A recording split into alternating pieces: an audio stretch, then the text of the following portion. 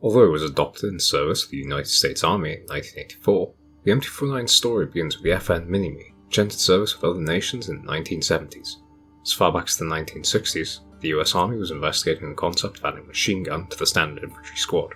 Come 1965, the M2 Browning and M60 were the Army and Marine Corps' latest machine guns, but the former was usually reserved for vehicles and fixed emplacements, while the latter was a heavy weapon requiring a crew of 2 or more to operate effectively. The first round of trials for the new machine gun ended in December 1974, and, by February of 1976, the Minimi was one of 2 weapons selected for further development. Scraping a win in May 1980, the FN Minimi would be developed to suit the needs of the US and officially adopted in 1984. Chambered to utilise 5.56 by 45mm NATO intermediate cartridge and fed from a disintegrating belt or standard SANAG magazine, the M249 can achieve an impressive rate of fire of 725 to 1000 rounds per minute. In Insurgency Sandstorm, the M249 is available to the security gunner at a cost of 3 supply points, no more than the basic automatic rifle for other classes. Insurgent gunners are also able to operate the weapon in co-op. The weapon, despite its high weight and rate of fire similar to other rifles utilising the same ammunition, has higher recoil values than other 5.56mm rifles. However, the weapon makes an exceptional machine gun on account of its inbuilt bipod 200 round belt, and it can match the 741 rounds per minute of the G36K and the M4 carbine. Performing well at short to mid-range, the M249 requires stronger recoil control over its heavy recoil in order to function effectively. Short bursts, paired with aggressive recoil compensation, will carry the day, especially at range, but tap firing the weapon is also possible. However, once the machine gun is deployed in a bipoded position, its recoil becomes exceptionally low, and it's easily able to effectively engage targets out to even long range.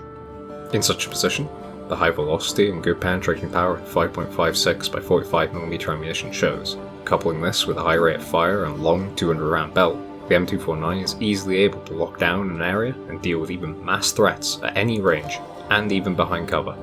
In this state, the M249 can and should be used as aggressively as ammunition stores realistically allow to suppress and destroy the enemy.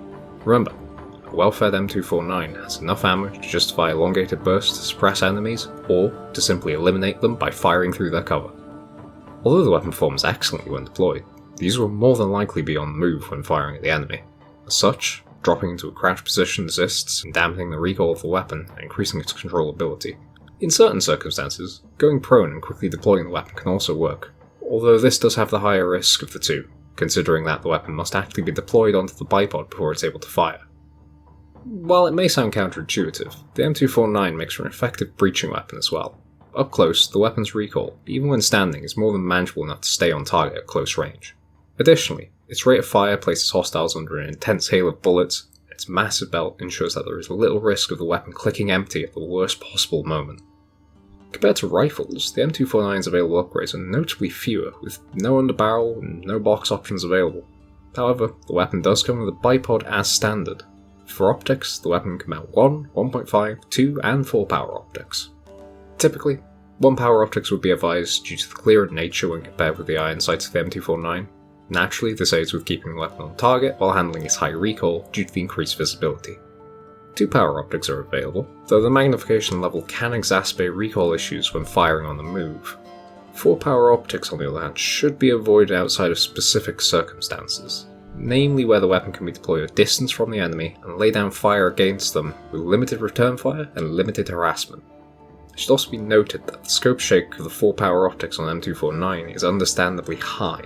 In order to stay on target with such an optic, a mental note of where the weapon is aimed must be kept in mind.